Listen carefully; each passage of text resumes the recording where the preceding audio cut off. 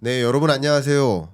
미중 간의 패권 전쟁의 양상은 어떻게 될 것인지, 또 트럼프 2기 들어서 주로 내밀었던 이 관세 전쟁의 방향성, 트럼피즘이라고 알려져 있는 이 지정학적인 움직임 어떻게 전개될 것인지 우리가 좀 제대로 들여다볼 필요가 있겠습니다. 그래서 노영우 기자님을 좀 모셨습니다. 안녕하십니까? 안녕하십니까? 네, 인사 한번 부탁드릴까요? 예, 안녕하십니까? 매일경제에서 경제 관련된 글도 쓰고 경제 교육 담당하고 있는 노영우라고 합니다. 반갑습니다. 감사합니다.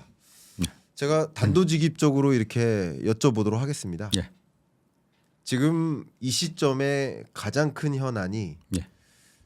트럼프발 관세 전쟁, 상호 관세의 모습이 어떻게 종결을 종결을 벌써 얘기하시는 거예요? 종결될 것인가? 예, 그러니까 예. 무슨 뜻이냐면 예. 1심, 2심은 예, 어쨌든 예. 무효 대법원 판결 판결됐지만 말씀하시는 거죠? 대법원 판결의 예. 결과가 예, 예, 어떻게 내려질 것인가에 좀 초점이 맞춰져 있는 것 같습니다. 예, 예, 이 상호 관세라는 대주제에 있어서 예.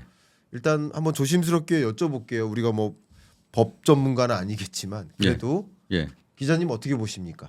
일단 1심하고 2심에서 이제 트럼프 대통령이 패소했지 않습니까? 네. 그러니까는 이제 그 IEEPA라고 하는 국가 비상 경제 관련한 법이 네, 관세는 미국 국민한테 부과하는 거잖아요. 네네. 그러니까 이제 미국 국민이 이제 해외에서 물건을 살 때 관세를 내는 건데 세금을 부과하는 권한은 의회에 있는 거다. 그래서 그 행정부가 마음대로 아무리 국가가 비상사태라고 하더라도 세금 부과하는 것 대통령이 이렇게 일방적으로 전 세계 모든 국가에게 관세를 일방적으로 부과하는 것은 월권이다 이런 얘기입니다. 네. 그러니까 이제 정확히 말씀드리면 이제 미국의 그 얘기 자체를 미국의 어떤 이해관계를 해하는 행동을 하는 것이 아니라 네. 대통령이 의회 권한을 침해했다 이게 쟁점이에요. 그렇죠. 그러니까 이제 대통령이 그러니까 의회 권한을 월권했다라고 하는 거니까 두 가지 관점에서 봐야 될 것 같은데 트럼프 대통령이 월권을 했다라는 거는 뭐 어느 정도 좀 이해가 되는 부분입니다. 사실은 과거에도 뭐 그런 어떤 법을 일방적으로 적용한 경우가 별로 없고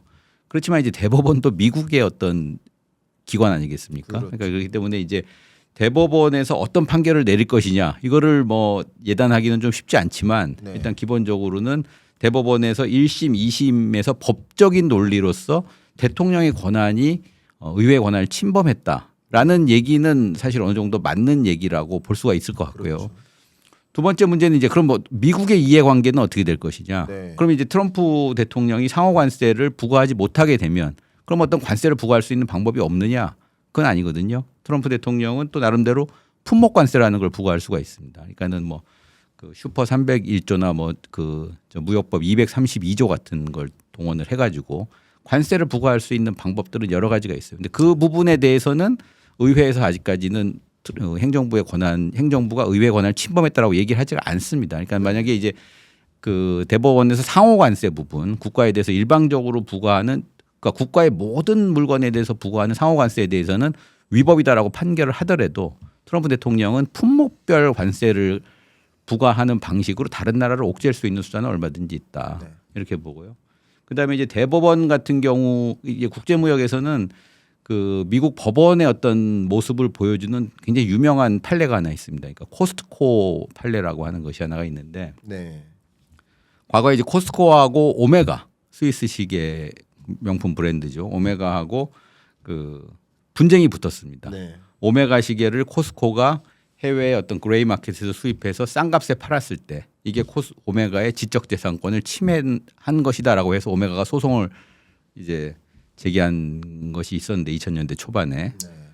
1심에서는 코스트코가 이겼고요.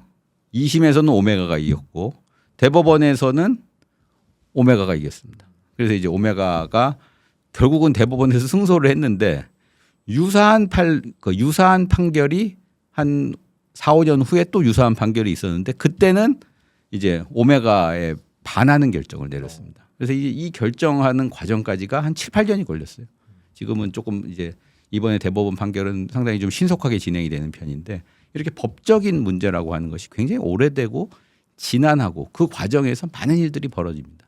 그렇기 때문에 트럼프 대통령의 임기 기간 동안에는 이 대법원 판결과 무관하게 다른 나라를 공격할 수 있는 관세 수단을 적극적으로 활용할 거다. 네. 이렇게 생각을 하고 있습니다. 말씀 정말 감사합니다. 예.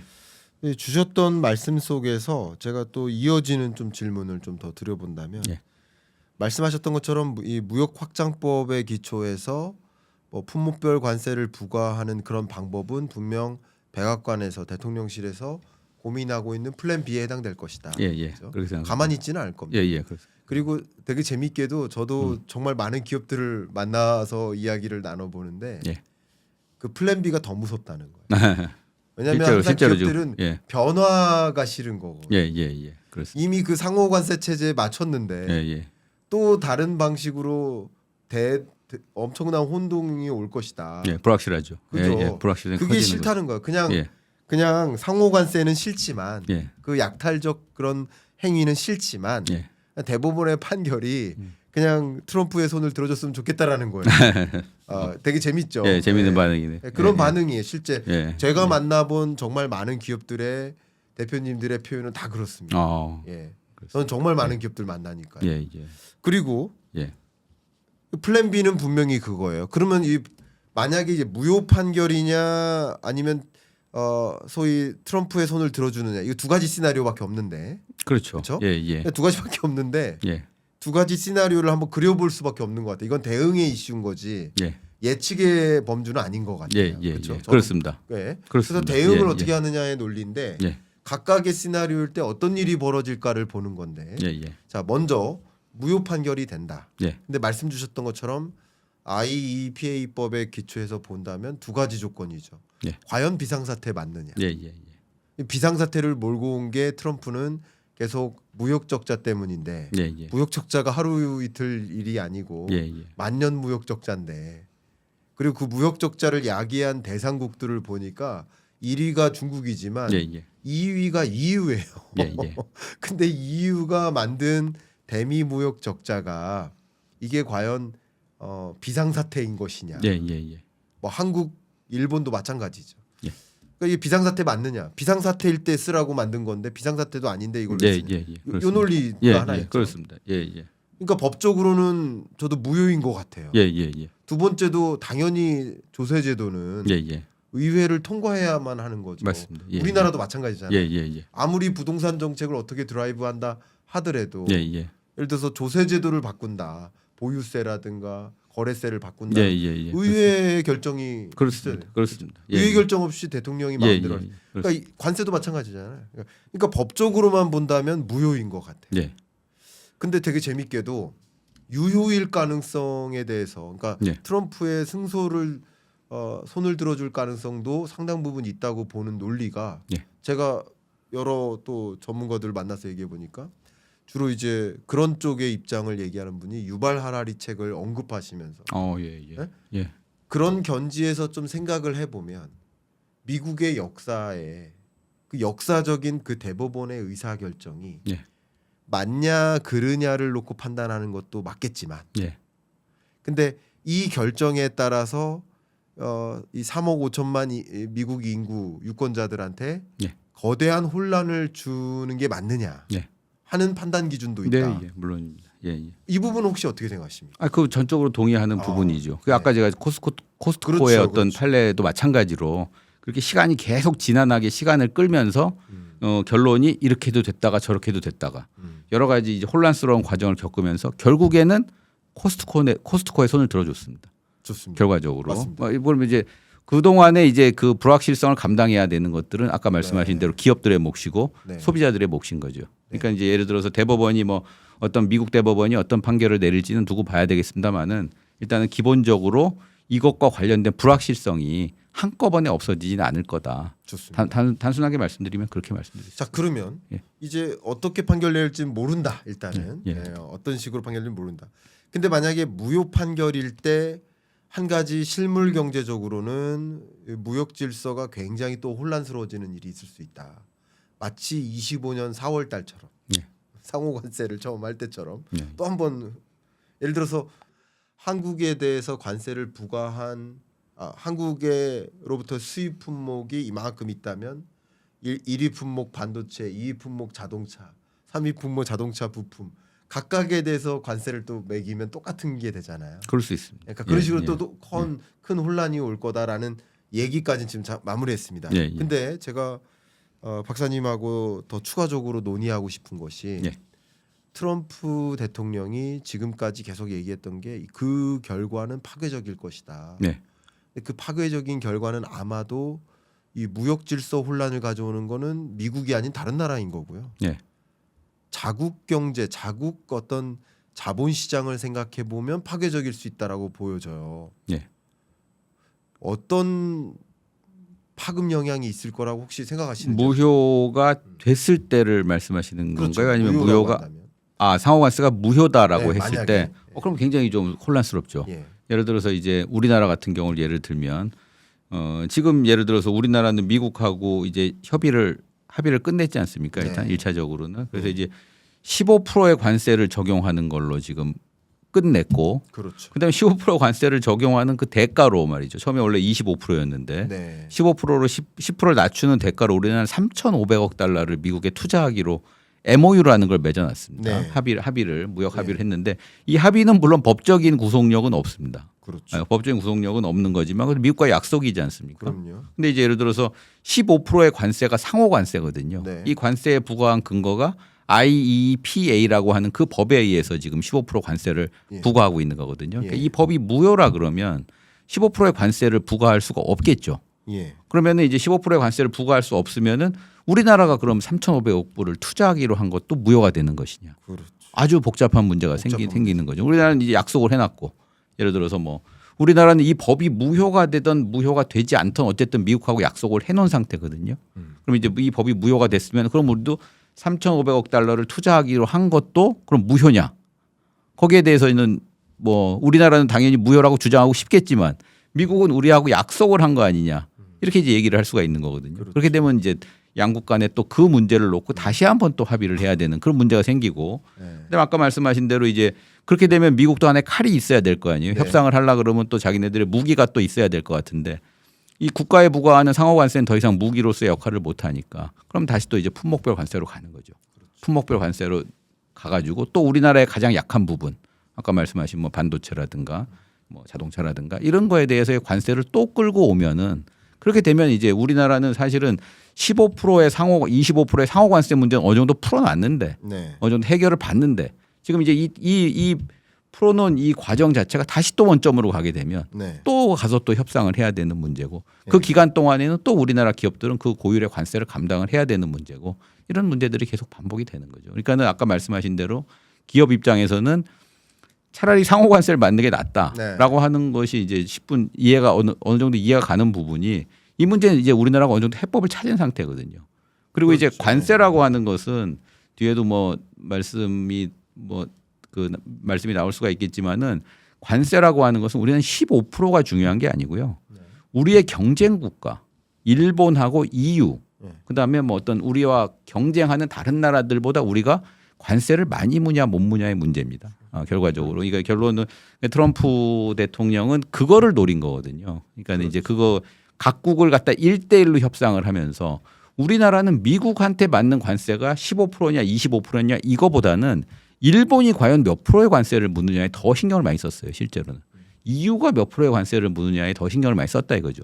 그래서 예를 들어서 EU하고 일본이 각각 15%의 관세를 물게 됐을 때 우리나라의 해법은 다른 게 없었어요. 우리도 15%를 무는 것밖에 없어요. 15%를 우리도 관세를 낮춰야 되기 때문에 그 많은 미국 투자를 약속을 한 거거든요. 쉽게 얘기하면. 그렇기 때문에 이제 이 관세라고 하는 것은 결과적으로 물론 우리가 이제 관세가 0%면 제일 좋죠. 우리나라 FTA 맺은 대로 그러니까 미국하고 FTA를 맺은 내용대로 관세를 안 물면 제일 좋지만 만약에 이제 관세를 물게 된다고 하면은 우리는 절대적인 숫자보다는 상대적인 관세율이 훨씬 더 중요하다 우리나라에는. 그렇기 때문에 이제 우리나라는 15%씩 EU하고 일본하고 다 맞춰놨기 때문에 거기에 대한 불이익은 없지 않습니까? 우리가 수출 경쟁력에 있어서 뭐 현대자동차가 일본 도요타 자동차에 대해서 더 불리한 혜택을 받거나 뭐 유럽의 볼보 자동차에 대해서 더 불리한 혜택을 받거나 이런 건 아니거든요. 근데 이제 이게 만약에 판이 뒤집어지게 되면 또 각국의 관세를 몇 프로를 부과할 것이냐를 놓고 또 우리는 미국의 신경도 써야 되겠지만은 일본하고 미국 EU하고 미국이 또 어떻게 협상을 하는지를 그렇지. 또 신경을 써야 되는 거죠. 그러니까 불확실성이 이제 그 불확실성에 또 다른 나라의 불확실성 이런 것들이 이제 합쳐지면은 불확실성이 굉장히 커질 거다. 이렇게 이제 생각을 합니다. 아, 중요합니다. 말씀 주신 것처럼 만약에 트럼프 대통령의 관세 이 무효 판결 시 손을 안 들어줄 시 그 결과는 그 무역 질서가 다시 한번 대혼란을 가져올 수 있는 그런 방향성을 가정할 필요가 있겠다라는 생각을 해봅니다. 저도 한 가지 의견을 좀 드려보면 예. 저는 지금 말씀하신 이 무역 질서에 있어서의 혼란 좀 100% 공감합니다. 근데 요거 말고요. 예. 금융시장에서 혼란. 예. 이 부분이 좀 더 클 거라고 생각해요. 이게 미국 경제에서는 받아들이기 힘든 일인 거예요. 무역 질서의 혼란은 예. 오히려 미국 입장이 아닌 거예요. 미국 경제 사정이 아니에요. 남의 나라 사정인 거예요. 그렇게 근데 이제 그렇게 판을 만들었죠. 트럼프 대통령이. 그렇죠. 남의 나라 사정인 것처럼 이렇게 판을 만든 겁니다. 그렇지만 그렇습니다. 예. 그렇지만 제가 드리고자 하는 말씀은 예. 트럼프 관세 무효 판결 시 그 결과가 파괴적일 것이다라고 보는 것은 예. 미국 경제 스스로 파괴적일 거라는 거예요. 예. 왜 그러느냐? 저의 의견 들어보면 아시겠지만 그 상호관세 세입이 어마어마했잖아요. 예. 그냥 그래프가 그냥 갑자기 급등하. 그렇습니다. 움직이잖아요. 예. 그러면 이제 그걸 다 환불 조치를 해줘야 되는 거죠. 예. 무효 판결 시. 예. 그럼 소급 조정에서 다 환불해 주려면 예. 이미 그 세입 받아가지고 다 썼는데, 예. 근데 다시 환불해 줘야 된다라고 한다면 예. 대규모 국채 발행이 이어질 수밖에 없죠. 그건 한번 계산을 해봐야 되겠습니다. 예, 연간 세율이 한 7, 8배가 올랐거든요. 네. 관세가 그렇죠. 지금 미국의 어떤 실효 관세라고 하는 것이. 네네. 그러면 이제 예를 들어서 뭐 한 2% 정도 하던 게 지금 한 17, 8% 정도로 이제 올랐는데 관세율이 네. 상반기에 그러니까 올해가 안에 수입한 금액이 얼마인지 네. 거기에 대해서 이제 그 정도 관세를 물었을 테니까 당연히 돌려줘야 되겠죠. 지금 이미 뭐 러트닉 장관이나 뭐 이렇게 표현을 해온 것까지 얘기해 보면 뭐 2천억 달러에 예. 달하는 예. 그 규모를 환불해 줘야 되는 거예요. 예. 그 환불해 주기 위해서는 또 다른 예산으로 국채를 발행해야 되는 상황에 내몰릴 가능성이 높겠고. 뭐 국채를 발행해서 준다 그러면 그렇습니다. 그러면 국채를 발행하게 될 가능성이 높다라고 가정해야죠 지금으로서는. 예. 그렇게 한다면 국채 시장이 또 국채 발작 증세가 나오는 거죠. 뭐 그럴 수 있습니다. 그렇죠. 예, 그럴 수 있습니다. 그러니까 지금 미국 장기 국채 시장이 고금리에서 안 떨어지는 현상도 그게 하나 반영되는 것이 아닌가. 예. 왜 무효 판결 나올 수도 있다라고 가정하고 예. 시장에서 지금 반영되어 나타난 것이 아닌가라고 예. 생각이 되는데 예. 이게 어찌 보면 트럼프의 일종의 아킬레스건, 그렇습니다. 국채 예. 발작, 그렇습니다. 그 부분이 또 언론 플레이하면서 무효 판결하면 안 된다는 식으로 얘기를 하고 있는 게 뭐 아닌가. 계속 그런 얘기를 하고 있죠. 트럼프 그렇죠. 대통령이 지금. 그것도 역시 가정할 필요가 있겠다라는 생각이 듭니다. 물론입니다. 예를 들어서 이제 트럼프 대통령이 이제 가장 그 걱정하는 걱정하는 것들은 아까 말씀하신 대로 무역보다는 금융시장이고요. 금융시장에서는 또 약달러냐, 뭐 강달러, 그다음에 금리, 주가 뭐 이런 것들이 있을 텐데 그 중에 가장 신경을 쓰는 것이 금리죠. 그렇죠. 사실은 그다음에 이제 트럼프 초기에도 사실은 금리가 한번 발작했던 적이 있지 않습니까? 그렇습니다. 그때 이제 트럼프가 굉장히 화들짝 놀래가지고 당황했던 것들 우리 좀 기억이 나는데 저도 맞습니다. 연초에 예. 그러니까 이제 그런 식의 어떤 금리 발작 증세에 대해서는 트럼프는 굉장히 신경을 많이 쓸 겁니다. 그렇죠. 그렇기 때문에 이제 그런 부분에 있어서는 또 뭐 트럼프가 할 수 있는 일은 또 연준을 압박을 한다든지 예. 연준을 압박해서 금리를 내린다든지 아니면 이제 다른 나라를 또 압박을 해가지고 다른 나라에서 더 많은 돈을 끌고 와서 또 이 문제를 해결한다든지 뭐 이런 식의 방안을 만들어내지 그걸 트럼프 대통령이 지금 가만히 앉아서 자기네들이 그 금리 올라가는 것을 다 감내하지는 않을 거다. 뭐 그런 면에서는 또 그 부분에서의 불확실성도 우리가 충분히 그러네. 예상이 되는 겁니다. 참 여러 가지 이 불확실성이 혼재되어 있습니다. 그렇습니다. 그러면 지금 이 대법원 판결의 시나리오를 그리고 있는데 예. 마지막으로 예. 승소 시에는 어떨 것 같습니까? 트럼프의 손을 들어주면 네. 이제 관세가 부과가 되는 거죠. 그렇죠. 기존의 관세가 유지가 되는 거니까 유지되니까. 관세는 계속 내야 되는 거고 네. 그다음에 또 이제 다시 또 뭐 2심 문제를 또 다툰다던가 이런 식의 어떤 법적인 절차는 진행이 될 거고 그다음에 관세는 부과가 되는 거고 그렇죠. 관세에 있어서는 뭐 특별한 변화는 없는 거죠. 좋습니다. 네, 지금까지 말씀 주신 것처럼 트럼프 대통령의 상호 관세에 대한 무효 판결이 만약에 있게 된다. 예. 뭐 그렇게 될지 뭐 우리가 예단할 수는 없습니다만 그렇게 될 경우 정말 그 대혼란이 올 것이다라고 이렇게 말씀을 주신 거예요. 지금 박사님께서 이번에 내주신 책이죠. 트럼피즘과 관세 전쟁. 예. 또 이 부제가 자유무역에서 약탈의 시대로 이렇게 예. 부제까지 달아주셨어요. 예. 이런 책에 기반해서 정말 이 2025년 한 해를 되돌아봐도 예. 관세밖에 안 떠올라요. 그렇습니다. 그죠? 예. 네. 그리고 올해 한 해를 그냥 상징하는 예. 하나의 경제적 명장면이라는 표현이 어울릴지 모르겠지만 하나를 꼽아라. 혹시 꼽으라면 뭘 꼽으시겠어요? 그 저기 트럼프 대통령이 이렇게 국가 리스트를 쫙 이렇게 들쳐 보이면서 예, 한국 25%, 예. 뭐 그 당시 일본은 제가 기억은 24%, 뭐 예. 중국은 34%뭐 이렇게 했던 나라들을 쫙 보여주는 그 네. 장면이 저는 기억에 가장 많이 그러세요? 남습니다. 저도 그래요. 예. 그게 어쩌면 2025년 한 해를 상징해주는 하나의 명장면 아닌가.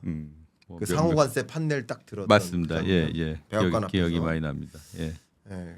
그랬던 것처럼 25년을 정리하는데도 관세를 예. 그리고 26년에 대한 경제를 좀 들여다 보는데도 관세 전쟁의 경과를 예. 우리 봐야 될 텐데 그렇죠? 예. 그런 관점에서 이 대법원 판결의 경과 어떤 식으로 나올지 또 그게 어떤 시나리오를 가져올지 그것에 따라서 우리가 또 대응이 또 달라질 수 있으니까 그렇습니다. 예.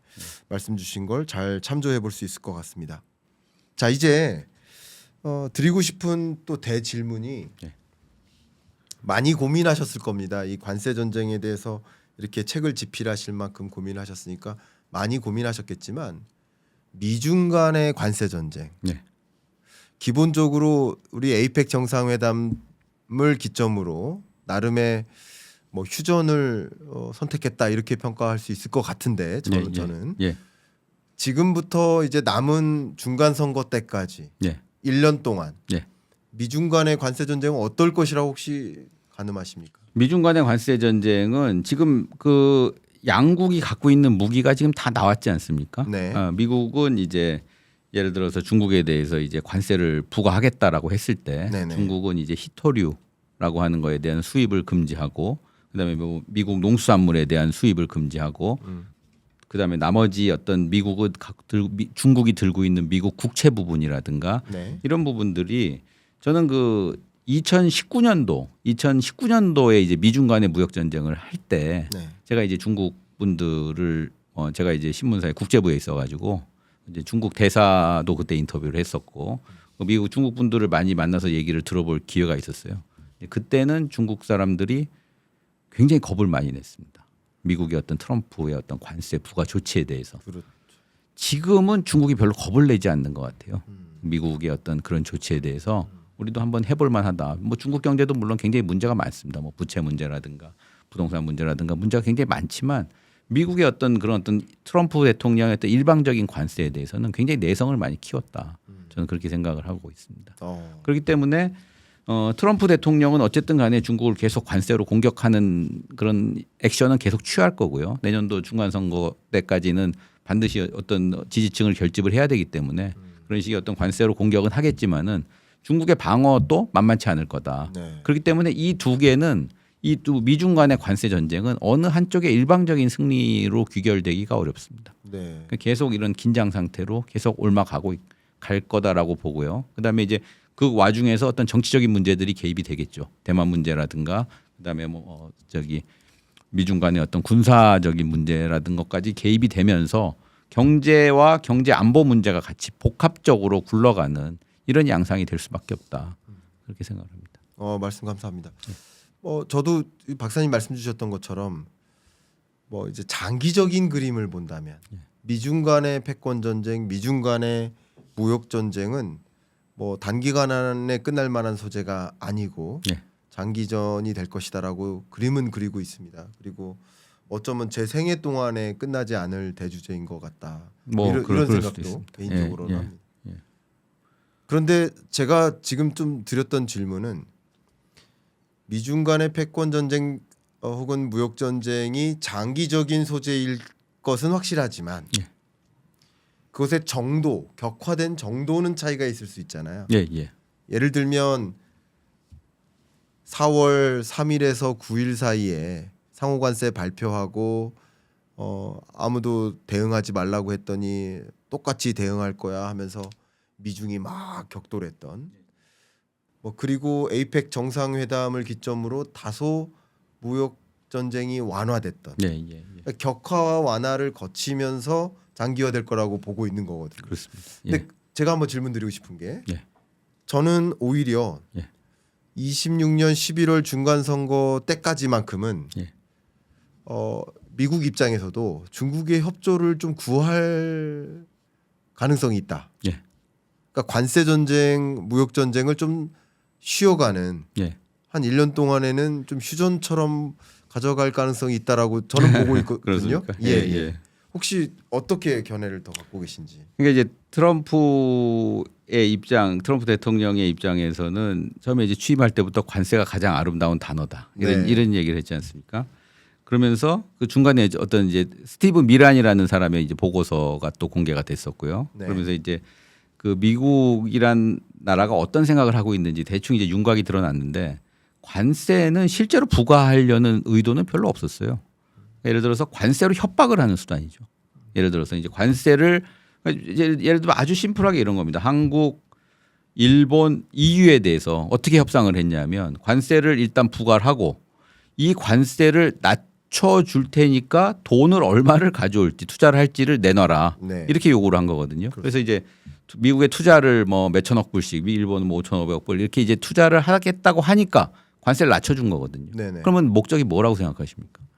대미 투자한 거죠. 돈이죠. 예, 예. 예, 트럼프는 관세를 부과해가지고 그 관세를 가지고 재정 수입을 충당하는 게 목적이 아니고 네. 관세로 협박을 하되 직접적으로 돈을 받는 것이 목표였다라는 그렇죠. 것이 어느 정도 드러나지 않습니까? 네. 자, 그럼 이제 중국에 대해서는 그러면 중국에 대해서 얻는 것은 뭐냐라고 네. 하는 거를 생각을 해보면 중국에 대해서는 관세로 협박을 했는데 예. 중국이 EU나 한국이나 일본처럼 트럼프한테 돈을 뭐 주겠다는 얘기를 안 하잖아요. 네. 관세로 하는 것은 우리도 하나의 무기가 있다. 히토류라는 것이 있다라고 네. 해서 트럼프가 세게 밀어붙였을 때 중국이 히토류의 그 수출을 중단하는 조치로 그 대응을 했을 때 트럼프가 한 발 물러섰거든요. 네. 그 얘기는 무슨 얘기냐면은 관세를 중국에서 걷는 것이 목표가 아니었고 관세를 통해서 중국의 어떤 그 중국을 굴복시키고 중국의 어떤 그 무역 수지 적자를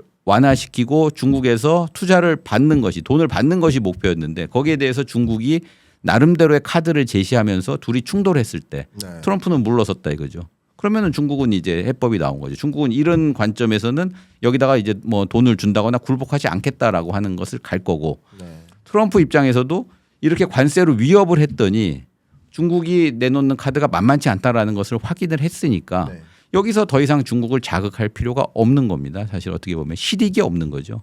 일단은 네. 그렇게 되면은 이제 그렇다고 해서 트럼프가 그러면은 중국한테는 나는 아무것도 요구하지 않겠다 이렇게는 하지 않을 거고요. 뭔가 계속적인 그런 어떤 요구와 그런 어떤 그 협박은 하겠지만은 네. 거기에 대해서 큰 기대는 안 할 거다. 저는 그렇게 생각을 합니다.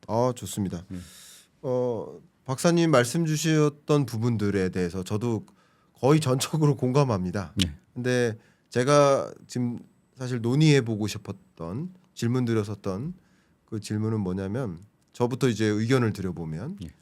토론자로서 한번 의견 드리고 또 한번 화답을 요청 드려보면 그러니까 26년 11월에 있을 중간 선거를 내내 트럼프 대통령은 머릿속에 그리고 있을 겁니다. 네. 그러니까 모든 것을 하든 에이펙 정상회담 때 그 많은 정상급 또 기업 의사결정자들 앞에서 연설할 때도 사실은 3억 5천만 유권자들 들어라 하면서 얘기를 했다고 저는 그 연설의 내용을 판단하거든요.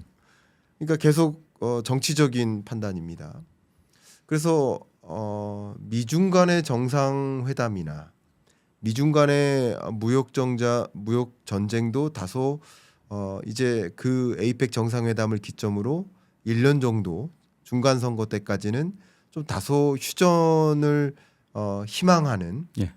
트럼프의 의지는 제가 생각하는 예, 예. 의지는 뭐냐면 역시 유동성이죠.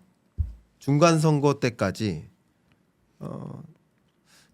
파월 의장이 금리 인하를 더 적극적으로 해주기를 또 파월 의장, 연준 의장의 임기가 끝나고 차기 연준 의장이 선임을 하더라도 그럼 적극적으로 금리 인하하고 뭐 가능하다면 양적 완화까지 12월 1일부로 양적 긴축이 종료되니까 가능하다면 26년 중반쯤에는 양적 완화까지 이렇게 해서 적극적으로 유동성 공급하고 또 미국이 국채를 발행할 때 연준이 또 국채를 매입해주는 이런 것을 가장 아이디어하게 그림 그릴 거라고 저는 생각합니다. 뭐, 중간 예, 선거 예, 때. 뭐 자, 그럼 그런 견지에서 예, 예.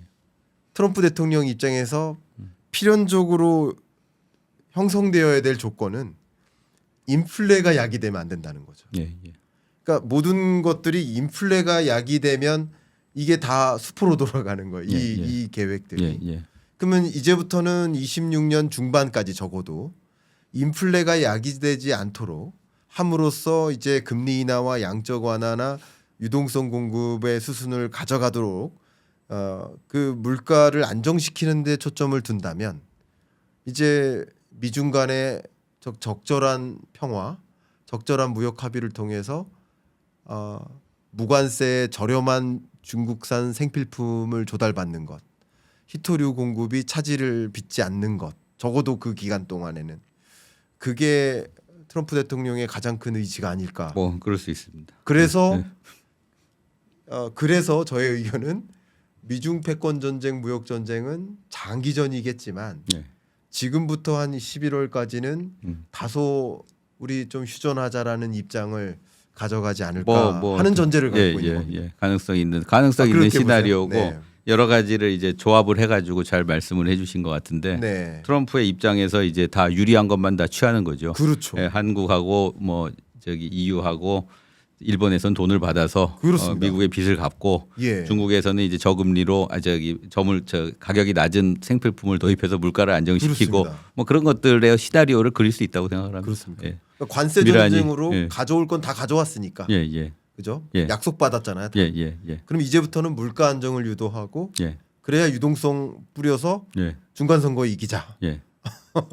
뭐 그런 식의 어떤 시나리오를 충분히 그릴 수 있다고 생각을 하는데 네. 제가 이제 그 말씀드리고 싶은 것은 네. 글로벌 공급망이라고 하는 것이 지금 어떤 그렇게 단순하게 네. 중국한테 관세를 부과하지 않으면은 중국의 저금 그 낮은 가격의 물건이 들어오고 그걸 미국 소비자들이 향유하고 미국 물가가 안 오르고 이렇게 보기에는 글로벌 공급망이 굉장히 복잡합니다. 그럼요. 사실은 예. 이제 뭐 이제 한국 EU 일본에 관세를 부과하면 거기에 대해서 미국으로 수입되는 물건의 값이 올라가고 그다음에 이 미국에서 중국산 물건을 계속 들여오는 과정에서 또 중간에 어떤 마찰이 생겨서 공급망에 차질이 생기고 그러니까 이 복잡한 공급망에서 어디서 어떤 고리부터 문제가 생길지는 지금 사실 아무것도 모르거든요. 네. 그러니까 예를 들어서 이제 굉장히 유명한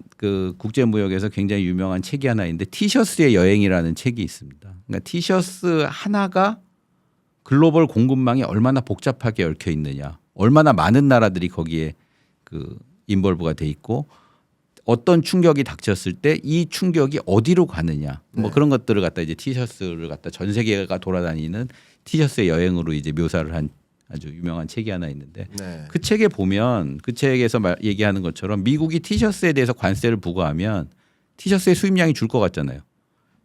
티셔츠를 수입량이 줄죠.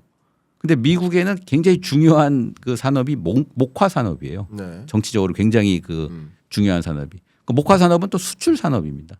미국은 목화를 만들어서 해외로 수출하고 중국은 그 목화를 수입해서 티셔츠를 만들거든요. 네. 그렇기 때문에 이 관세를 부과하는 것이 결과적으로 목면 산업을 죽이는 결과가 되는 거예요.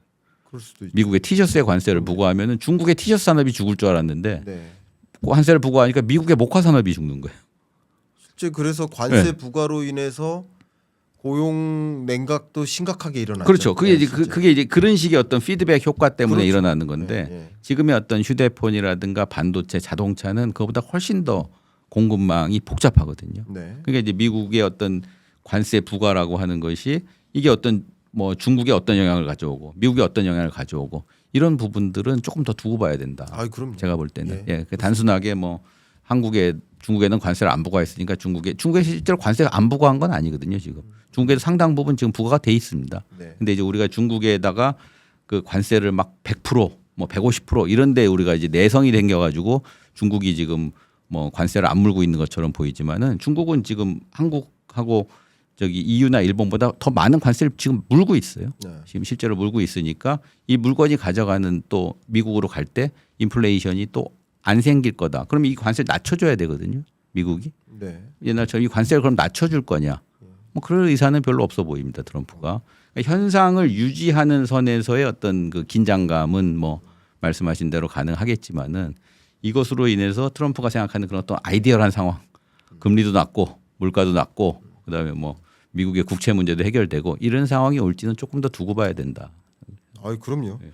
말씀 주신 것처럼 뭐 여러 가지 변수들이 같이 작용되니까 어떻게 전개될 거라고 예단하자는 뜻은 아니지만 저는 지금 이런 소위 관세 전쟁과 미중 간의 무역 협상이 예. 트럼프의 머릿속 안에 들어가서 한번 생각을 해본 거죠. 생각을 해봤을 때의 시나리오를 가정해 본다면 맞습니다. 예. 예를 들면요. 지난주에 미국에서 생산되지 않는 농산물 이제 커피, 바나나 뭐 몇 가지 있습니다. 예, 예. 미국에서 생산되지 않는 농산물에 한해서는 관세를 없애자 예, 예. 결정을 내렸습니다. 예, 예. 제가 사실은 제가 자랑하는 게 아니라 작년에도 예. 뭐라고 말씀드렸냐면 관세가 미국 물가를 결과적으로는 자극하지 않을 거다. 왜냐하면 이런 이 효과가 있으니까라고 얘기하면서 만약에 이 관세가 미국 물가를 자극하게 된다면 그 관세마저 중도 하차할 거라고 제가 이야기했거든요. 제가 무슨 말씀드리는 거냐면 결국 26년의 시계를 보면 절대 이 인플레를 야기하면 안 되는 거예요. 트럼프 행정부 입장에서. 그렇죠. 예, 그렇죠. 트럼프의 정책 목표는 그거지만은 예를 들어서 관세를 지금 예를 들어서 뭐 한국하고 일본하고 유럽에 대해 15% 관세를 부과하게 네. 되면 네. 이 관세가 물가에 적용이 된다 그러면 물가 15% 오르는 거거든요. 미국 사람들이 저기 한국하고 일본 EU에서 부과하는 그 수입하는 물건에 대해 15%를 더 비싸게 주고 사야 되는 겁니다. 물론 이제 그 가격의 탄력성에 따라서 이제 그 관세 부담이 얼마나 소비자에게 전달이 될지는 두고 봐야 되겠지만은 네. 단순 계산으로는 15% 관세를 내야 되는 거거든요. 그렇게 되면 너무 단순 계산인 것 같아요. 예, 물론 이제 15%만큼 부과되지는 않죠. 가격에까지는. 아니죠. 네. 그러니까 이제 일단은 처음에는 15%만큼 부과가 되고 예. 그다음에 이제 이 가격이 떨어지는 효과가 있을 거고 예. 관세를 부과했기 때문에 수요가 줄어들어서 가격이 떨어지는 효과가 있고 그렇죠. 그다음에 이 관세를 전가하는 효과가 있죠. 그렇죠. 미국에서 이제 이 관세를 또 이제 수출업자들한테 전가를 할 테니까 그거는 뭐 이 둘 사이 어떤 그 역관계에 따라서 그다음에 상황에 따라서 최종적으로 관세가 이제 귀착되는 비율은 다릅니다. 물론 뭐 그게 뭐 예. 0%일 수도 있고 맞습니다. 가장 많을 땐 15%일 수가 있고 뭐 그 네. 사이에서 오르락 내리락 하겠지만은 지금 미국의 물가라고 하는 게 한 2%대잖아요. 네. 지금 물가가 원래 이제 트럼프가 관세를 부과하기 전에 물가가 2%였거든요. 그러면 이제 2%의 물가에서 예를 들어서 10%, 15%, 뭐 일부 국가는 25%이 정도 관세라는 것이 물가를 안정시킬 정도의 수준은 아닙니다. 물가를 충분히 자극할 정도의 수준이죠. 지금의 관세 수준도. 네. 그러니까 뭐 중국에 대해서도 지금 관세를 부과하고 있으니까 제가 정확히 몇 프로인지 모르겠습니다만 한 20% 이상의 관세, 30% 가까이를 부과하고 있는 걸로 알고 있거든요. 그러니까 네. 이렇게 되면 이 자체만으로도 굉장히 물가 상승 요인이 되는 거예요.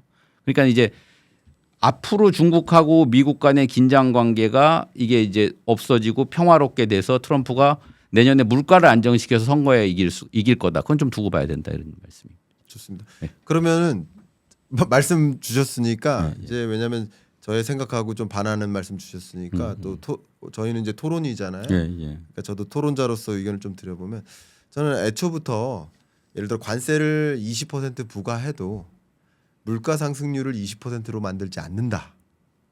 오히려 관세가 미국 물가를 떨어뜨리는 하방 압력도 상당 부분 작용한다. 그러니까 관세 부과에 따라서 미국 물가를 자극하는 영향 요인도 있죠. 그러나 이 관세 부과에 따라서 우리가 지금 계속 목격하고 있듯이 고용에 충격을 줘요. 왜냐하면 마진율을 축소시키니까 수입업자가 관세를 부담하고 그 일정 부담을 공급업자, 생산자, 수출업자한테도 부담을 하겠지만 수입업자의 이 유통 밸류 체인 안에서도 일부 전가가 되고 일부가 가격 상승으로 연결이 되는 거죠. 그러니까 15% 20% 관세를 부과해도 물가가 20% 상승하는 게 아니다라는 말씀을 드리는 거고 또 물가를 자극하는 요소도 일부 있겠지만 오히려 고용에 쇼크를 주고 실업자를 늘려놓고 취업자를 줄이는 과정에서 소득이 줄어들고 그래서 소비 심리를 악화시키는 거죠. 그래서 소비를 제약하다 보니까 결과적으로 공급을 제약하기도 하지만 수요도 제약하는 요구가 같이 맞물리니까 결과적으로 이게 그만큼의 인플레를 유발하지 않는다라고 물론 그동안 맞는 봤었어요. 말씀입니다. 여기에 되게 재밌는 것은 이 관세 전쟁으로 인해 미국 물가는 뭐 상방 하방 압력이 다 같이 있으니까 지금 그렇게 물가가 폭등하진 않은 거예요. 실제 지금 임피리컬하게 봐도. 근데 더 중요한 것은 미국을 제외한 다른 나라의 물가는 굉장히 강한 하방 압력을 주는 거죠. 미국으로 못 가는 물건을 더 저렴하게. 그러니까 이게 결국 가격의 균형점을 찾아서 결과적으로는 물가 상승률이 미국 입장에서도 관세 전쟁으로 미국 물가를 자극하지는 않으려고 노력할 그렇습니다. 것이다. 이렇게 보고 있는 되게 것이죠. 중요한 포인트를 말씀을 해주셨고요. 그 네. 부분에 대해서는 제가 100% 동의를 하는데 네. 이제 아까 말씀하신 대로 선거에 있어서 대단히 중요한 것은 인플레이션도 중요하지만 경기 침체도 중요합니다. 그렇죠. 그렇기 때문에 이제 아까 말씀하신 대로 이 물가가 안 오른다는 얘기는 미국 경기가 생각보다 안 좋아지기 때문에 물가가 안 오르는 거거든요. 지금 말씀하신 대로. 네, 네. 그러니까 이제 물가하고 경기 침체는 서로 트레이드 오프가 있는 거거든요. 그러니까 물가가 안 오른다는 얘기는 미국 경기가 안 좋아진다는 얘기고. 그렇죠. 미국 경기가 안 좋아진다는 얘기, 수요가 줄어든다는 얘기는 또 글로벌 경제가 또 안 좋아진다는 얘기예요. 그렇죠. 우리가 그 옛날에 과거 스무트 홀리 법안이 이제 미국에서 대공황 때 스무트 홀리 법안이 돼가지고 관세를 굉장히 많이 올렸을 때 전 세계가 경기 침체에 빠지면서 물가가 안 올랐거든요. 네. 그러니까 이제 관세로 인해서 물가가 안 오르는 효과는 결국 경기 침체로 상쇄가 된다. 그렇죠. 선거에서 경기 침체가 더 안 좋으냐 물가가 안 좋으냐 이건 두고 봐야 되는 문제고요. 네. 실제로 미국에 있어서는 경기 침체가 선거에 더 안 좋습니다. 물가보다는. 경기 침체는 바로 실업으로 연결이 되기 때문에 고용 문제로 연결이 되기 때문에 미국의 정치인들은 사실은 물가보다는 실업을 더 걱정을 하는 사람들이 많기 때문에 중간 선거에도 실업이 더 직접적인 영향을 미칠 겁니다. 그렇기 때문에 트럼프의 머릿속은 상당히 복잡한 거죠. 그러니까 관세를 부과해서 이런 식으로 물가는 잡았는데 물가가 잡으면 또 경기가 안 좋아지는 문제가 생기고 경기가 안 좋아지면 또 이거 역시 선거에 또 안 좋은 영향을 미치게 되는 거거든요. 그렇기 때문에 트럼프가 풀어야 될 방정 의식은 상당히 복잡하다. 그렇게 단순하지가 않다 이런 말씀을 드리는 겁니다. 말씀 감사합니다. 예. 제가 트럼프의 판단이 단순하다고 말씀드린 건 절대 아니에요. 얼마나 복잡하겠습니까? 예, 그러니까 저는 그 경기 침체의 문제도 두고 봐야 된다고 생각합니다. 예, 다만 트럼프의 의지는 뭐 예를 들어 실업률을 4.567% 정도까지는 용인하되 그 용인하는 과정에서 금리 인하를 충분히 만들 수 있고 물가는 자극하지 않는 그 정도 선, 그러니까 라이트한 경기 침체 요 정도까지는 좀 용인해 가면서 오히려 유동성의 힘으로 자산 가치만 폭발시키는. 뭐 더 아이디어한 상황을 말씀드리면 네. 트럼프 같은 경우에는 그런 식으로 이제 관세로 인해서 수요가 위축되는 부분을 외국 자본을 끌어와서 또 막을 수도 있는 거거든요. 외국 자본이 또 유입이 돼가지고 또 미국 경기를 부활시킬 거다라고 지금 얘기를 하고 있지 않습니까? 그렇게 되면 이제 물가도 떨어지고 미국 경기도 안 죽는 그거죠. 아주 좋은 현상이 발생하는 거죠. 그렇죠. 사실은 그게 이제 사실은 어떤 미란 보고서에서 얘기했던 그런 아주 아이디어란 이상적인 시나리오일 수도 있고. 예. 근데 이제 경제라고 하는 것은 뭐 트럼프의 생각대로 될지는 조금 더 봐야 된다.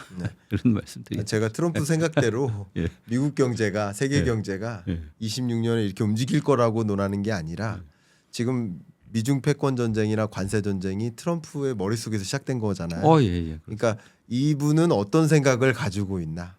이분은 지금 말씀하신 생각을 가지고 있을 겁니다. 그렇죠. 그걸 논하는 거예요. 제가 그래서 지금 예. 썸네일을 꼽았거든요. 예. 트럼프의 진짜 속내. 트럼프의 진짜 머릿속에 무얼 그리나. 예, 예. 그러니까 트럼프의 의지를 먼저 확인해 보자는 거죠. 맞습니다. 그거대로 갈 거라는 것은 아니지만 음. 그렇게 이제 토론이 좀 합의점을 찾아가는 것 같아서 예. 기분 좋습니다. 맞습니다. 인플레가 다시 촉발되지 않는 것을 유도할 예. 것이다라는 것을 이제 종점을 가져가는 것 같습니다. 우리 박사님께서 써주신 트럼피즘과 관세 전쟁, 부제가 자유무역에서 약탈의 시대로라는 이 책을 가지고 이 책을 중심으로 이 관세에 관해서 여러 야기되는 파장되는 경제적 파급 영향들을 토론을 통해서 한번 풀이를 해봤습니다. 아마 여러분들도 또 책을 또 한번 깊게 좀 참고를 해보신다면 향후 이 관세 전쟁의 시나리오 또 그게 또 미국 경제, 세계 경제 또 어떤 영향을 미칠 것인가. 25년에 대주제가 관세였던 것처럼 26년에는 그 관세의 향방이 어떨 것인가를 좀 가늠하시는데 충분히 참조가 되실 거라고 생각이 됩니다. 박사님하고 말씀을 나누다가 막판에 그 말씀 주셨어요. 이제 마이런 얘기를 잠깐 해주셨거든요. 예. 그럼 이제 이 시나리오에 대해서 질문을 안 드릴 수가 없습니다. 예. 관세 전쟁 다음에는 환율 전쟁. 이게 스티븐 마이런이 쓴 미란 보고서에 담겨 있는 예. 시나리오잖아요. 예. 그래서 관세 전쟁을 일으키고 소기의 목적을 달성한다. 예. 미국으로 대규모 투자를 이끈다. 예. 밸류체인을 옮긴다. 예. 여기까지 어느 정도 그림대로 왔어요. 예. 그러면 이제 정말 25년 하반기 26년에 환율 전쟁의 양상으로 더 전개될 것인지 예. 말 그대로 약달러를 몰고 올 것인지 예. 혹시 어떻게 생각하십니까? 지금 달러 인덱스 기준으로 지금 한 100 정도 되지 않습니까? 지금 99에서 100 최근에 이제 99에서 100 정도 오가는데 이 정도 수준이면은 뭐 어떤 소기의 목적을 달성할 수 있는 수준이다라고 생각을 하고요. 여기보다 지금 상반기 때 한때는 한 110 정도까지 올라갔던 적도 있었을 텐데 달러가 이제 110 정도까지 강세가 되면 미국은 이제 그 상당히 저기 뭡니까 그 무역은 더 역조가 되겠죠. 무역 적자는 더 심해지겠죠. 달러 강사가 되면은 그건 이제 그 뭐 마이런이나 트럼프가 머릿속에 그리는 시나리오는 아닐 거고 이거보다 더 뭐 이 저기 달러가 더 약세가 돼서 예를 들어서 한 90 정도 뭐 90대가 붕괴가 되는 80 정도까지 떨어진다. 이렇게 되면은 어떤 달러에 대한 어떤 사람들의 어떤 신뢰도의 문제 그다음에 달러를 갖다가 사람들이 그 달러의 가치가 떨어지면 또 미국 국채를 또 보유할 그런 또 그 인센티브도 떨어지잖아요. 각국에서. 그렇게 되면 또 이제 미국 국채를 또 팔게 되는 이런 문제들이 복잡하게 있기 때문에 무턱대고 달러 약세를 유도하지 않을 거라고 봅니다. 그래서 제가 볼 때는 한 95에서 뭐 100대 초반 정도까지가 계속 유지가 되면 90 뭐 7, 8 요 정도 선에서 100선까지가 유지가 된다 그러면 요 선을 계속 유지하는 선이 되지 않을까. 미국 달러 기준으로는. 일단 달러는 그렇게 되고 각국의 통화는 좀 다릅니다. 각국의 통화는 여기에 따라서 이제 각국의 어떤 대응 방식. 뭐 우리나라 지금 환율이 많이 움직이고 있지 않습니까? 우리나라는 사실은 달러가 움직이는 것보다 훨씬 더 크게 변동폭이 굉장히 크고 특히 또 우리나라 약세 쪽으로 환율이 올라가는 쪽으로 굉장히 많이 움직이고 있잖아요. 이런 부분들은 우리나라는 이제 기축통화도 아닌데다가 미국의 상당 부분 투자를 해야 되는 그런 부담 문제 그다음에 뭐 그 이런 문제들이 이제 복합적으로 작용을 하면서 우리나라 통화는 상당히 좀 불안한 거고 일본 뭐 엔화도 지금 상당히 많이 엔화 값도 상당히 많이 떨어지고 있고 유로화는 그거보다는 상대적으로 안정적인 모습을 보이고 있고 이런 부분들이 굉장히 좀 각국의 통화는 굉장히 혼란스러운 상태를 보이겠지만 달러 인덱스를 기준으로 한 달러는 한 100선을 오르내리는 게 아마 유지가 될 것 같다라는 그런 생각. 그러니까 박사님의 현재 분석과 진단에 따르면 트럼프 행정부는 어쨌든 달러 인덱스를 기준으로 했을 때 달러 인덱스가 100을 넘지 않고 또 95 미만을 더 하회하지 밑으로 않는 하회도 않는 95에서 100선에 있는 뭐 라이트한 뭐 약달러 약세를 좀 유도해 나갈 것이다. 이렇게. 아까 말씀하신 대로 트럼프의 머릿속에는 그렇죠. 머릿속에는 물론 그 의지대로 갈 건지 두고 봐야 돼. 트럼프의 의지는 그런데 예를 들어서 뭐 만약에 뭐 일본 신임 총리가 대규모 또 양적 완화를 단행한다든가 할 수도 하면 있고 또 뭐 금리를 올릴 수도 그렇죠. 있고요. 뭐 그런 여러 가지 의사결정에 따라서 또 상대적인 달러 가치는 변하니까 예. 일단 트럼프의 의지를 한번 봐야 되는 거죠. 예. 자 그러면 이 질문 좀 드려보고 싶습니다. 지금 워낙 방금도 이제 원달러 환율 말씀을 주셨는데 많은 분들의 대질문이 이 원달러 환율, 이 원화 약세 어떻게 볼 것이냐라는 대질문이 있는데 예. 앞으로도 상방을 열어둬야 된다. 1,600원 뭐 이렇게 갈 수도 있다. 예, 왜 그러냐면 앞으로 계속 뭐 약 200억 달러 이상 뭐 그것은 조선업 투자도 있고 뭐 여러 뭐 미국산 뭐 에너지 사는 것도 있고 여러 가지 면에서 달러가 나갈 일이 굉장히 많다. 달러가 들어올 일도 많죠. 들어올 일도 많지만 근데 예. 어쨌든 달러 약세를 좀 주장하면서 나갈 일이 많다라고 예. 보시는 분들이 많아요. 예. 물론 이제 환율을 전망하기 굉장히 어렵지만 예. 그래도 다른 걸 떠나서 예. 대미 투자의 과정, 전개 예. 과정을 가정했을 때 예. 정말 환율을 좀 상방을 많이 열어두는 게 맞다고 판단하십니까? 그러니까 상방을 많이 열어둔다라고 하는 게 이제 어느 수준까지를 열어두느냐 이제 이런 이제 그 질문으로 그렇죠. 바꿔서도 또 생각을 할 수가 있을 것 같은데 네. 저는 이제 그 제가 뭐 환율 전문가는 아닙니다만은 펀더멘탈한 요인들을 좀 보게 됩니다. 그러니까 뭐냐면 우리나라의 어떤 무역 수지나 경상 수지는 계속적으로 흑자를 지금 내고 있지 않습니까? 그거는 뭐 사실은 예나 지금이나 별 그렇게 큰 차이가 있는 것 같지는 않고요. 그 대신에 이제 지금 우리나라가 이제 한미 금리가 역전된 지가 지금 굉장히 오랜 시간 한 3년 정도 되지 않았나요? 제가 정확한 기간은 뭐 한번 따져봐야 되겠지만 한 2, 3년은 충분히 되는 것 같습니다. 네, 네. 한미 금리가 이렇게 오래 역전된 적이 없어요. 우리나라가. 그럼 네. 이제 금리가 역전됐다는 거는 결국 통화가 약세가 된다는 얘기거든요. 그러니까는 이제 우리나라가 예를 들어서 한미 금리가 우리나라 금리가 높았죠. 대부분의 기간 동안에 우리나라 그 동안에 이제 22년 전까지는. 그렇죠. 우리나라 금리가 항상 높았죠. 네. 그때 우리가 이제 원 달러 환율을 한 1,100원 정도를 받습니다. 1,100원 정도를 이제 우리나라가 이제 균형 환율로 보고 1,200원이 넘어가면 이건 뭔가 좀 문제가 있다 이렇게 이제 생각을 했던 시절이었고요. 네. 근데 이제 한미 금리 차가 어떨 때는 2%포인트까지 역전이 됐지 않습니까? 그러니까 네. 금리가 역전이 되면 통화는 약세가 될 수밖에 없습니다. 그렇기 때문에 저는 이제 기준점이 올라왔다고 보거든요. 기준점이 지금 그래서 한 1,300원대 정도까지 한 100원 이상 올라와서 1,300원대가 이제 어떤 펀드멘탈 상의 기준점이다. 그럼 최근에 이제 그게 일종의 뉴노멀이라는 거죠. 그렇죠. 1,300원이 새로운 1,300 새로운 노멀이 된 1,300원이 새로운 노말이 된 게 트럼프 정부가 이제 집권하기 예. 전이죠. 예. 트럼프 정부가 이제 집권을 하면서 전 세계를 상대로 또 이제 돈을 또 이제 달라고 해가지고 미국의 대규모 투자 유치를 하지 않았습니까? 근데 우리나라는 사실은 기축 통화도 아니고 예.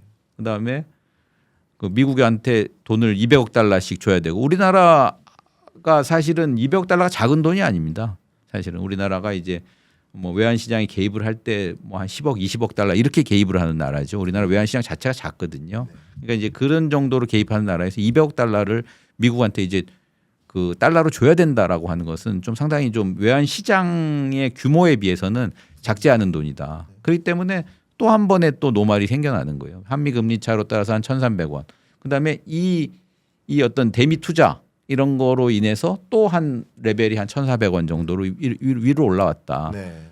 거기까지가 지금까지의 어떤 상황입니다. 그렇죠. 근데 이제 그러면 앞으로 이제 여기가 1,500원, 1,600원 뭐 이렇게 말씀하시는 그 경우도 저도 뭐 여러 번 봤는데 네. 그럴 때는 이제 그게 뉴 노멀이 되려 그러면 어떤 재료가 있어야 되거든요. 네. 그러니까 이제 그 재료는 아직까지 나온 건 없습니다.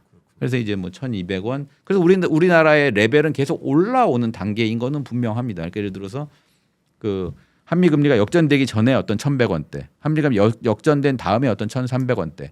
그다음에 우리가 이제 대규모로 미국하고의 어떤 트럼프 리스크라고 해도 좋고 뭐 트럼프의 어떤 그 트럼프 리스크에 따라서 또 환율이 레벨업이 되는 것이 뭐 한 1,400원대 이렇게까지 계속 올라왔거든요. 이제 다른 모멘텀은 아직까지는 보이진 않는다 정확하게. 네. 그래서 그 모멘텀이 더 나올 수도 있고요. 예를 들어서 뭐 여러 가지 있을 수가 있죠. 우리나라면 지정학적인 문제가 부각이 된다거나 예를 들어서 아니면은 뭐 또 트럼프 대통령과의 협상에서 더 추가적인 또 투자를 해야 된다거나 뭐 이런 식의 모멘텀이 있으면 또 이제 레벨이 올라갈 거고 그렇게 돼서 이제 지금은 사실은 1,400원대가 이제 거의 노말인 것처럼 이렇게 시장이 움직이고 있는 거죠. 그다음에 이제 변동성이라고 하는 부분은 그거는 뭐 상하방 변동성이 같이 움직이는 거니까 어떨 때는 뭐 올랐다가 떨어졌다가 이렇게 돼서 지금은 사실은 한 1,450원대를 중심으로 움직이는 환율이 전개될 거다. 이렇게 보는 것이 그냥 그 펀더멘털 수준에 맞는 예측이 아닌가 저는 그렇게 생각을 합니다. 좋습니다. 일단은 기본적으로 지금까지 야기된 1,400 뭐 중반대 이 예. 환율의 스토리가 있죠. 스토리가 예. 레벨업이 됐었던 그 배경을 예. 굉장히 명확하게 설명해 주셔서 도움이 되는 것 같고요. 많은 시청자 여러분들도 환율에 대한 질문을 많이 하고 계세요. 예. 그러니까 특히 중소기업 또 수입업자분들 같은 경우는 1,600원 되면 나보고 죽으라는 얘기냐. 정말 간절하게 말씀하세요. 그러니까 이 지금 환율 레벨이 낮은 레벨이 아닙니다. 낮은 사실은 레벨이 아닌데. 연평균 기준으로 보면 IMF 때보다도 높습니다. 사실은 네. 연평균 환율로 보면 IMF 때는 뭐 1,980원, 뭐 1,950원 때까지 갔긴 했습니다만은 바로 떨어졌었거든요. 환율이 그 글로벌 금융위기 때 2008년도도 마찬가지고요. 이렇게 지속적으로 1,400원대가 오래 지속된 적이 우리 역사에서는 없었던 것 같습니다. 그렇습니다.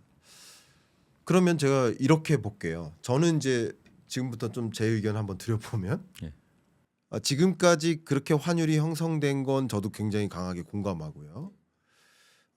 그런데 이제 일종의 우리가 뭐 미국에 뭐 200억 달러 규모씩 얼마큼씩 뭐 상한을 두고 투자를 해 나간다. 그게 반영된 환율이라고도 저는 생각을 해요. 그러면 이제부터의 문제인 거거든요. 지금의 환율은 앞으로의 우리가 알고 있는 시나리오들은 다 반영한 거니까. 그럼 앞으로 어떨까를 가늠해야 될 텐데. 예. 첫 번째 두 가지를 좀 말씀드리고 싶은데 첫 번째는요.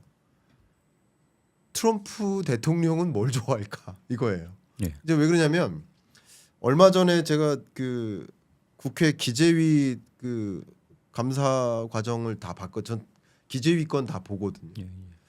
근데 구윤철 경제부총리께서 뭐라고 그 의원의 질문에 대해서 답변을 했냐면 미국 측에서도 이렇게 원화 가치가 이렇게 절하돼 있는 것을 좋아하지 않을 겁니다. 이런 표현을 하셨어요. 예. 그리고 이게 환율 협상의 과정에서 공개적으로 얘기되지 않은 부분도 있지만 그러리라고 우리가 미란 보고서에 기대어서 생각은 할 수 있을 것 같아요. 예. 실제 환율이 이렇게 올라가면서 관세 부과의 효과를 완전히 상쇄시켜 버린 거죠. 수출 입장에서 보면 그렇습니다. 그렇죠. 수출업자 입장에서는 그렇습니다. 가격을 다운시켜서 줄 필요가 그렇죠. 없어진 그렇죠. 거예요. 그러니까 땡큐죠. 예. 그러니까 미국 입장에서는 관세 효과를 무마시킨다. 이게 일기 때도 그랬었거든요. 중국이. 예. 그러니까 이렇게 환율을 상대국 통화 가치가 절하된 것을 좋아하지 않는다. 예. 저도 공감하고요. 예.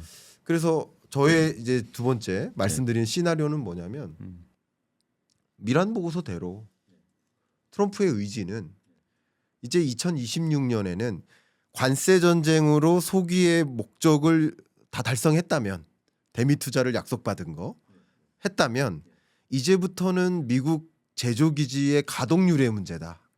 미국에서 더 많이 가동하고 미국에서 더 많이 수출하고 그러는 과정에서 다시 일자리도 많이 만들어내야 된다. 그러기 위해서는 상대국들로 하여금 약달러를 유도하기 위한 노력을 해나가지 않을까.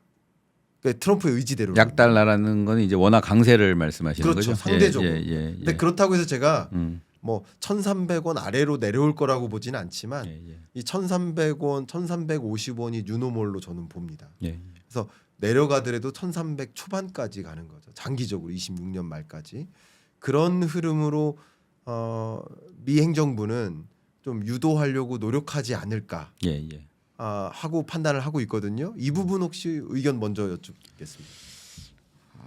그 부분은 뭐 트럼프의 자꾸 머릿속을 말씀하시니까 트럼프의 머릿속이 어떤지 저도 한번 들어가 봐야 될 것 같은데 지금 우리나라가 이제 수출이 잘 되는 거는 맞죠. 지금 환율 효과를 보고 있는 것도 맞고.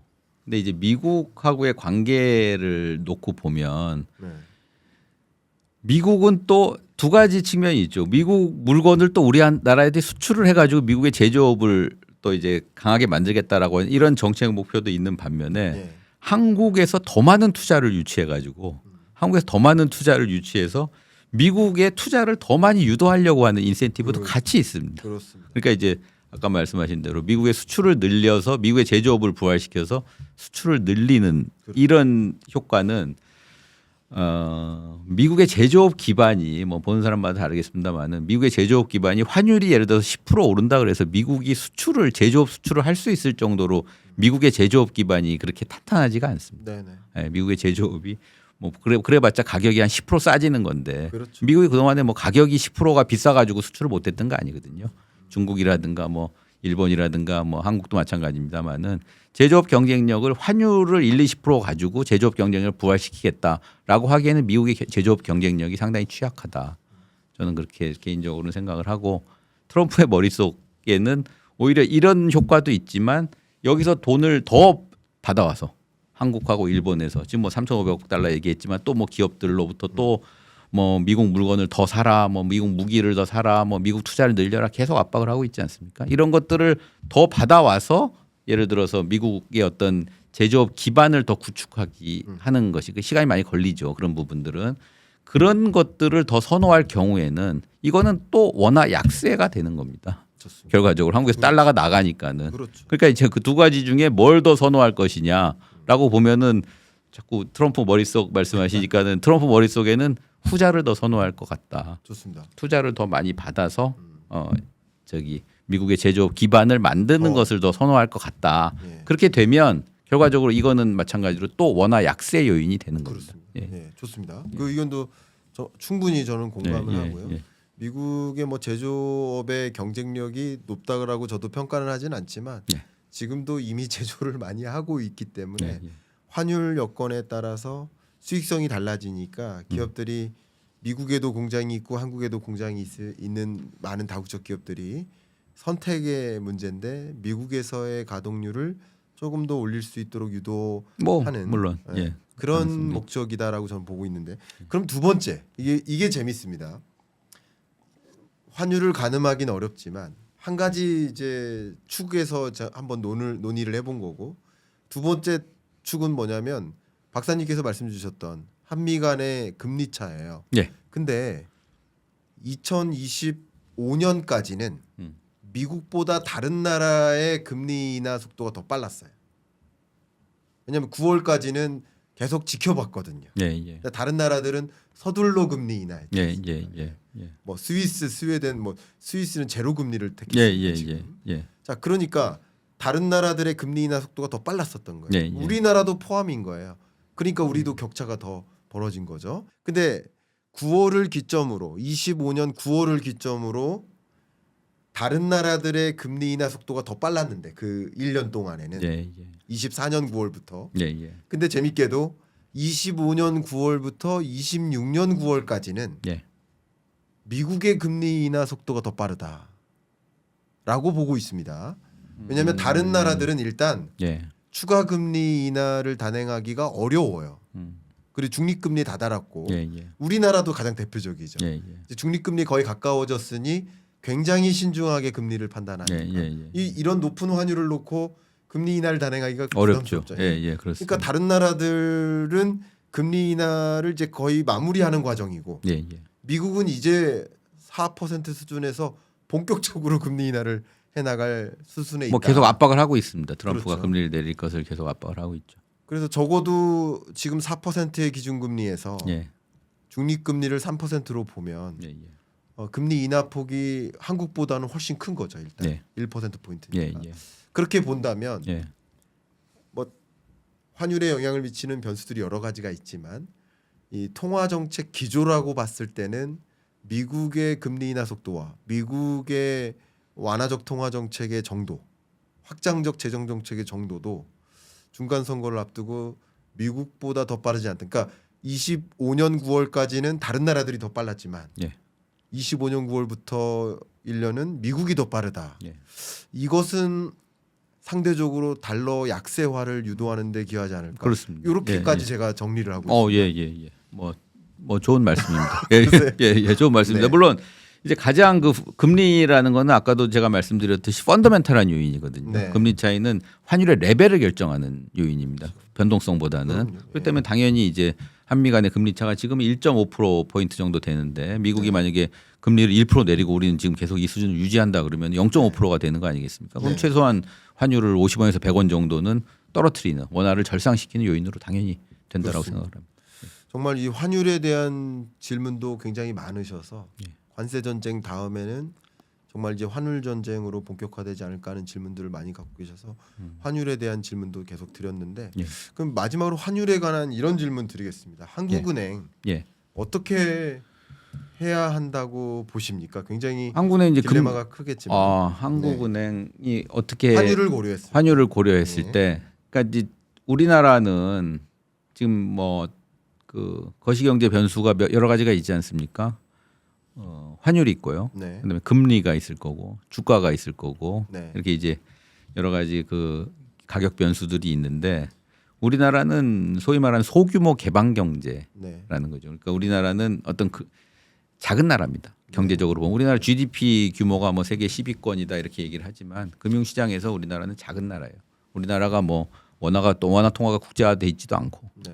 그렇기 때문에 이제 작은 나라 입장에서는 그 정부가 뭔가 정책을 한다고 했을 때 뭔가 정부가 뭐 조작은 할 수가 없죠. 요즘 이제 환율이라든가 뭐 금리, 주가 다 마찬가지입니다.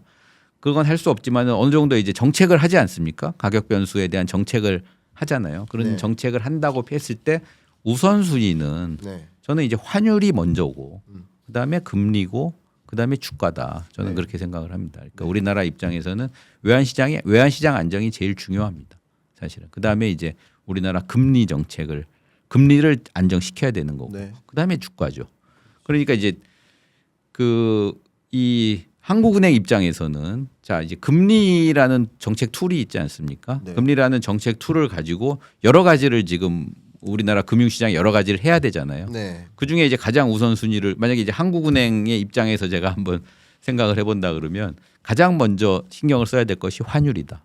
예를 들어서 지금처럼 아까 말씀하셨듯이 1,400원, 1,500원 가까이 가는 데서 금리를 낮춰가지고 이걸 환율 레벨 더 올린다. 이건 좀 생각하기 어려운 정책이고 그 다음에는 이제 만약에 환율이 안정된다 그러면 금리를 안정시켜가지고 사람들이 어떤 이자 부담을 줄여줘야 되겠죠, 당연히 기업이나 개인들의 이자 부담을 줄여주고 그 다음에 이제 뭐 주가에는 뭐 한국은행 금리 정책으로 주가를 뭐 통제할 수 있을지 없을지는 모르겠습니다만은 그런 식의 어떤 우선 순위를 두고 해야 될 것 같다.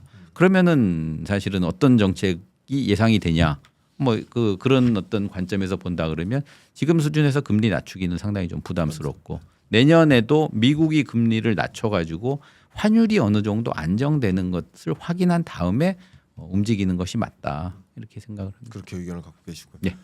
마지막 혹자는 간단하게 이렇게 질문드릴게요. 네. 금리 인상해야 되는 거 아닙니까? 뭐 어떤 이유 때문에 환율 때문에 환율 때문에. 예. 그런 논의도 그렇습니다. 있으세요? 예, 그렇습니다. 환율이 통화정책 기조 완전히 바뀌는 건데. 예, 환율이 불안하다. 아니, 통화정책 기조가 바뀐다기보다는 네. 우리나라가 처한 상황이고 우리나라가 네. 처한 숙명인 거죠. 네. 사실은 뭐 외환 시장이 불안해 가지고 우리나라 금리가 낮고 미국하고의 금리 차가 벌어져서 외환이 계속 빠져나간다. 우리나라 버티기 어렵습니다. 네, 네. 이거 안 그래도 지금 뭐 여러 가지 그 우리나라에서 달러가 빠져나갈 요인들이 많은데 이런 것까지 만약에 된다 그러면은 당연히 외환 시장 방어를 위해서 금리를 올려야 되죠. 사실 우리나라는 작은 나라이기 때문에 당연히 금리 정책을 플렉서블하게 해야 된다고 생각을 합니다. 예. 그러니까 한국은행의 통화 정책의 목적이 물가 안정과 경기 안정이 있지만 예.